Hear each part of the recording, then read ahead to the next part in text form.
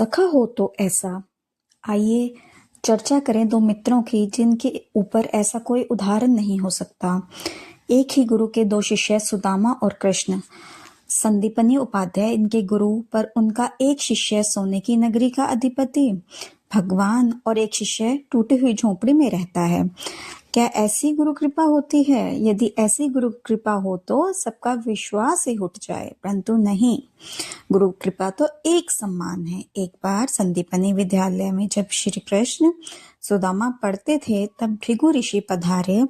सबसे क्रोधी ऋषि आकर के गुरु माँ से भिक्षा मांगने लगे। माँ ने मन में विचार किया कि अभी सामग्री इतनी नहीं कि मैं भिक्षा दे सकूं। मना कर दिया और बोला, भगवान आप कल आ जाना, आज जो भिक्षा के लिए सामग्री नहीं है शाम को आ जाएगी, जो आपको कल प्रदान कर देंगे। भृगु ऋषि तो क्रोधी थे, वो तो सब मांगे, जब मांगे तब चाहे। नेत्र बंद करके उन्होंने ध्यान लगाकर देखा कि क्या इतने बड़े गुरुकुल की रसोई में कुछ भी नहीं है। तभी उन्होंने जाना कि वन जाने वाले बालकों के लिए गुरु माँ ने पोटली में चने रखे हैं। जो बालक वन जाएंगे, पुष्प और लकड़ी तोड़कर लाएंगे, वो चना खा लेंगे। उनके लिए चने रखे थे। भृगु ऋषि को लगा बालकों की ज्यादा चिंता है, एक ऋषि द्वार पर आया है, उसकी चिंता नहीं है। थोड़ी दूर जाकर उन्होंने कमंडल का जल लेकर उन चनों को श्रापित कर दिया। जो भी उन चनों को खाएगा वो लक्ष्मी विहीन हो जाएगा। जिस समय भृगु ऋषि यह श्राप दे रहे थे, सुदामा जी वहीं एक वृक्ष के पीछे कुछ पुष्प तोड़ रहे थे। जैसे ही श्राप दिया, सुदामा जी चाहते थे कि मैं जाकर ये संकेत कर दूं कि इन चनों को मत खाना, उन्हें श्राप लगा है। लेकिन तभी गुरुकुल जाते समय देखा, अपनी कमर पर दोनों पोटलियां बांधे हुए श्री कृष्ण चले आ रहे हैं।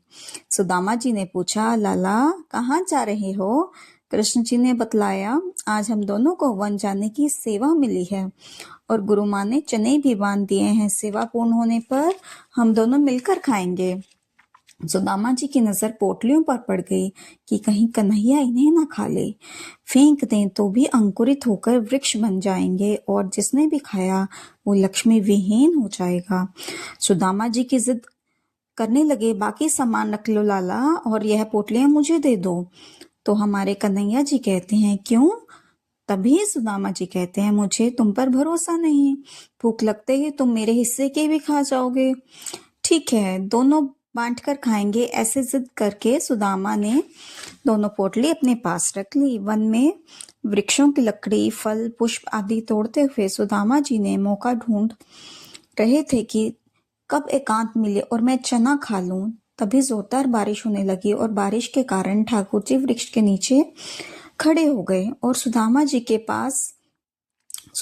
पास के बड़े वृक्ष की डाल पर चढ़ गए और यही समय सही जानकर पोटलियां खोलकर खाने लगे। ठाकुर जी ने देखा तो बोले, रुक जा सुदामा, मत खा।